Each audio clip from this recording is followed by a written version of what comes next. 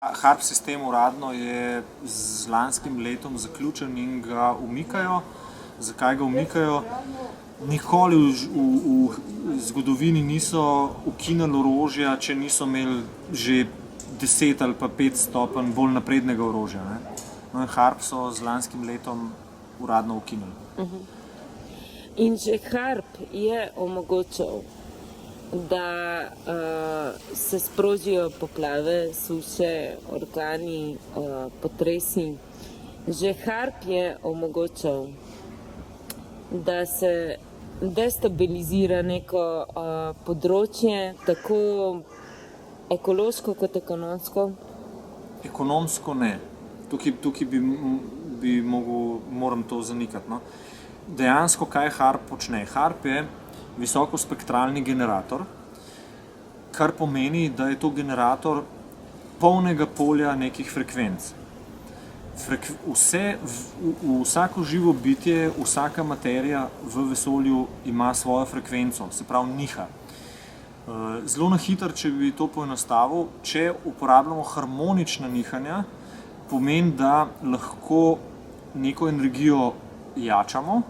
Če neko energijo hočemo porušiti, uporabimo neharmonike oziroma frekvence, ki to podirajo. Matematično harmoniki števila 8 so 2, 4, se pravi so števila, s katerimi lahko 8 delimo oziroma pridemo do številke 8. Če bi osmico hoteli podrti, rečemo, bi jo podirali z njeno kontraenergijo, se pravi s kontrafrekvenco, to pomeni 7, 5, 3, kar nima nič z osmico. Kaj HARP dela? HARP našo ionosfero lahko napenja ali krči. S tem se premikajo zračne mase. S tem, ko oni napnejo atmosfero, se tam vzpostavi podtlak, zato vleče tja noter rečemo te oblake oziroma visoko oblačnost. In ko potegne noter nek določen zrak, zračno maso, se začneta mešati topel in hladni zrak in s tem nastajajo lahko nevihtni oblaki in pa fronte. To se zdaj zelo karikiram, zelo približno ponazarjam stvari. Če bi želeli nek oblak ustaviti, atmosfero enostavno pritisneš, jo potegneš dol, jo potisneš ob zemljo in se oblaki ustavijo, zato ker ta oblačnost ne more potovati prek, ne more iti v nižji zračni pritisk, zato ker so oni na svoji zračni masi in pa z določeno temperaturo. No in s tem oni vplivajo na direktno spreminjanje oziroma na prehajanje vremena od ene pozicije v drugo pozicijo. To počne HARP z vremenom. Po drugi strani lahko oni določeno valovanje pošljejo do atmosfere, od katere se odbije in pride na točno določeno geografsko točko. To nihanje, to frekvenco lahko pošljejo na zelo natančne lokacije in pa zelo točno določeno frekvenco tega nihanja. Mi vemo, da komarje in pa neke druge človeku znane kot škodljivce odganjamo z nekimi impulzi, z nekim cvrčanjem nekih naprav in enako delujejo tudi, če poznamo zapr, to je neka naprava, s katerimi zdravimo naše telo, pobijemo parazite in take zadeve. In če to zdaj približamo na človeške frekvence, mi lahko z določeno frekvenco človeka spravimo ob živce, lahko ga spravimo ob njegovo življenje oziroma zanihamo molekule toliko močno, da enostavno umremo. HARP je po eni strani lahko tudi oddaja mikrovalove, kar pomeni, da je to mikrovalovka. Mikrovalovka pa vemo, da podre molekularno zgradbo. No in kaj to pomeni kot orožje? Je to lahko in je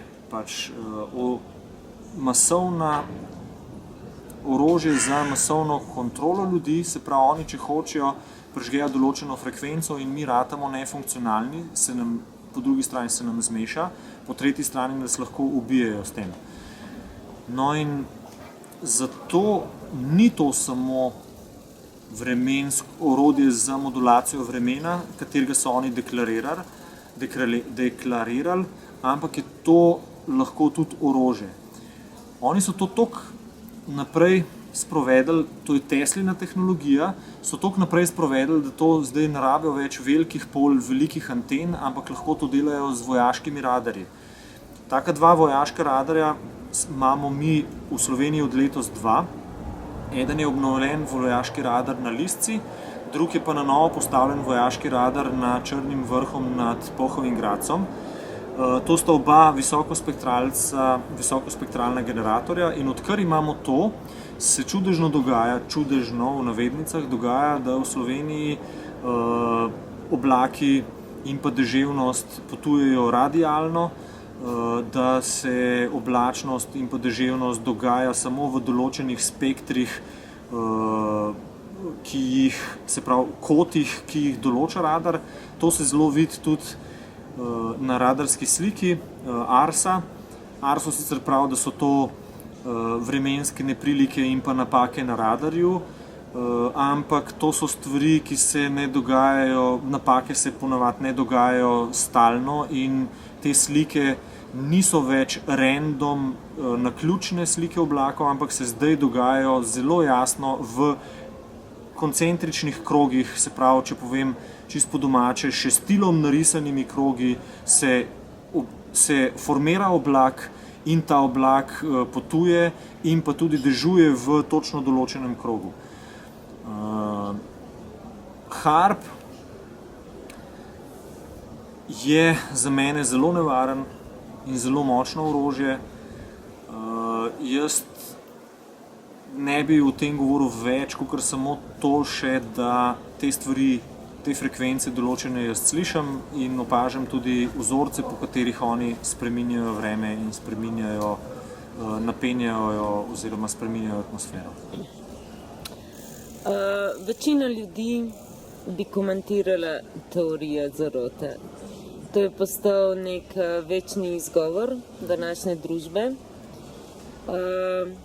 Pa me zanima, se ljudje sploh zavedamo moči zanikanja?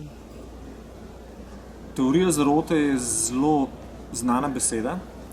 Začeli so uporabljati v Ameriki, seveda, so tako označili vse ljudi, ki so raziskovali zarote in dokazovali zarote. Če bi rekli, da je danes vse o tem, kar sva govorila, teorija zarote, bi mogli vse dokaze, ki jih imamo, ki smo jih civilna iniciativa zbrali, ki so v patentnih številkah, v patentnih uradih, v doktorskih dizertacijah po temu, kako modulirati vreme, po vseh znanih poskusih Teslinih, bi mogli vse to završiti. Se pravi, je to vse skupaj nek balast, kater je nepomemben in katerega bi v bistvu dejstva zanikali. Teorija zarote, jaz pravim tako, posod, kjer je dim, je tudi ogenj. In če je teorija zarote, je treba preveriti, kaj je s to teorijo in kaj je s to zaroto. Jaz konkretno pri HAARP-u sem opazil to tudi na lastnih izkušnjah in po lastnih vzorcih in po opazovanju vremena že celo moje življenje, da se dogajajo zdaj zadnje čase, šele z vstopom v NATO, točno vzorci, ki se ponavljajo, se pravi ponavljajoči vzorci, ki pa vemo, da v naravi ne obstajajo. V naravi se mogoče z zelo majhno verjetnostjo ponovijo neke stvari, nikakor se pa ne ponavljajo. Gospod Trontelj je v eni svojih zadnjih oddajah povedal, kaj si misli o vremenu in pa o naravnem vremenu kot v naravnem pojavu v današnjih časih. Lahko si to pogledate v YouTube, pišete Trontelj J z Y in vam bo posnetek in tam boste videli, kaj je povedal. Ni definiral stvari, je pa zelo lepo zavil v celofan in zelo lepo povedal, kaj si on misli o temu. Naključje bi bilo, če bi se nekatere stvari dogajale spet naključno, se pravi random, brez nekega vzorca. Danes je pa vse preveč nekih tako zvanih naključjih, kot jim rečejo oni, ki so v točnem zaporedju, v točno določenih vzorcih, ki jih opazimo samo ljudje, ki smo svobodnih misli, ki opažamo naravo, ki opazujemo naravo in te vzorce okoli nas. In vse take nas označujejo kot teoretike zarot, medtem ko mi dokazujemo stvari, ker vemo, da današnja znanost in današnji mediji hočejo imeti dokaze, hočemo te stvari dokazati, zbiramo deževnico, zbiramo sneg, vzorčimo deževnico, vzorčimo sneg, dokazujemo stvari, medtem ko nas indoktrinirana znanost, jaz pravim temu tudi korporacijska znanost oziroma podkupljenci, plačanci, skorumpiranci, prepričujejo nas z enim samim stavkom: ne, oni nimajo res. Enega dokaza niso predstavili proti, enega dokaza, ene teorije naše oziroma dejstev oziroma dokazov ne ovržejo po znanstveni metodi, ampak nas enostavno prikazujejo za teoretike zarot, za malo paranoične. In enostavno jaz od take znanosti, ki kategorično zanika neke stvari brez pojasnil, ampak samo kot vam se meša, pač ne priznavam.